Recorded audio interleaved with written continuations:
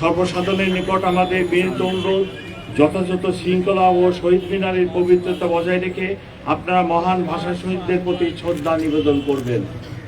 প্রিয় সাংবাদিকবৃন্দ, শহীদ মিনারের শ্রদ্ধা নিবেদনের জন্য পলাশীর মোড়, জগন্নাথ হল ক্রসিং, শহীদ মিনার এই রুট অনুসরণ করার জন্য সর্বসাধারণকে অনুরোধ করা হলো।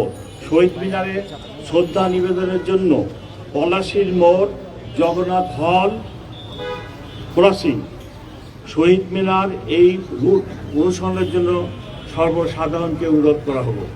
এর বাইরে অন্য কোনো রাস্তা দিয়ে শহীদ মিনারে প্রবেশ করা যাবে না।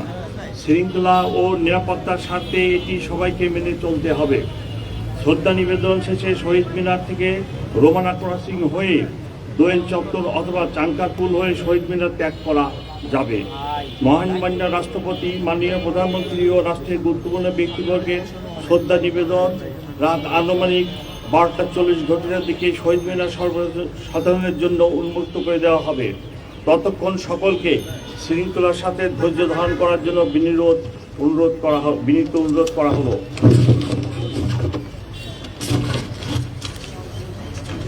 প্রিয় সাংবাদিকবৃন্দ, কয়েকদিন পূর্বেই অনুষ্ঠিত হয়ে গেল ত্রয়োদশ জাতীয় সংসদ নির্বাচন। আপনারা দেখেছেন অত্যন্ত সুন্দর এবং সুশৃঙ্খল পরিবেশে জনগণ ভোট কেন্দ্রে এসে ভোটাধিকার প্রয়োগ করেছেন। কোথাও কোনো নিরাপত্তা সংখ্যা ছিল না। অমর 21-এর অনুষ্ঠানেও কোনো নিরাপত্তা সংখ্যা নেই। তথাপি আমাদের নিয়মিত মোতায়েনের পাশাপাশি সোয়াট, dog squad, bomb disposal team, crime scene unit সার্বক্ষণিক প্রস্তুত থাকবে।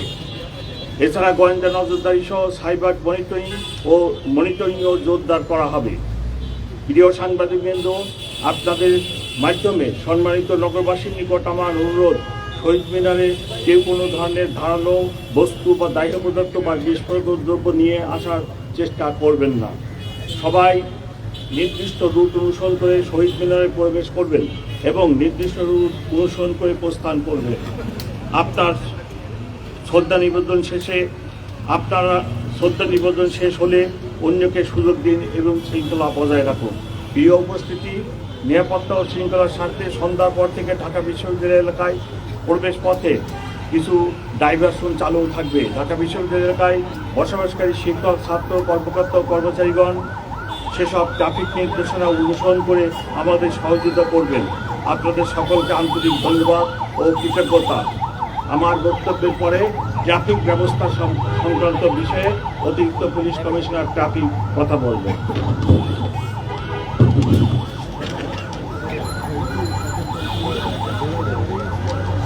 আসসালামু আলাইকুম প্রিয় সহকর্মীবৃন্দ, আমাদের মাননীয় কমিশনার মহোদয় যে ব্রিফিং করলেন স্যারের ধারাবাহিকতা বলছি। আমাদের মহান শহীদ দিবস ও আন্তর্জাতিক মাতৃভাষা দিবস উপলক্ষে মূলত আমরা 7টি জায়গায় আমরা ট্রাফিক ডাইভারশন দিব। আমাদের Shahbag crossing, Nilkhet crossing, Shahidullah Hall crossing, high court crossing, Chankharpul crossing, Palashi crossing এবং বক্সিবাজার ক্রসিং, এই জায়গাগুলোতে আমাদের ডাইভারশন থাকবে। এবং এই ডাইভারশনের পরে আমরা ওখানে প্রত্যেক ডাইভারশনের আমাদের লোক থাকবে, নির্দেশনা থাকবে যে কোন দিক দিয়ে আমাদের যাওয়া চলাচলটা হবে। আর আমাদের এখানে যারা পায়ে হেঁটে আসবেন তারা পলাশী ক্রসিং হতে ভাস্কর্য ক্রসিং, জগন্নাথ হল ক্রসিং, কেন্দ্রীয় শহীদ মিনার এখানে যেয়ে শ্রদ্ধা নিবেদন করে রোমানা ক্রসিং এবং জল চত্বর ক্রসিং দিয়ে আমাদেরকে অক্টোবর পৌঁছাবে। তো আমরা আশা করি যে আমরা যে ট্রাফিক ব্যবস্থাপনা নিয়েছি গত প্রত্যেকবারের মতো এবারও সবাই আমাদেরকে সহযোগিতা করবেন এবং আমাদের সবার সম্মিলিত সহযোগিতায় আমরা রাষ্ট্রীয় এই অনুষ্ঠানটি অত্যন্ত সুচারুভাবে সম্পন্ন করতে সক্ষম হব। সবাইকে ধন্যবাদ। আসসালামু আলাইকুম।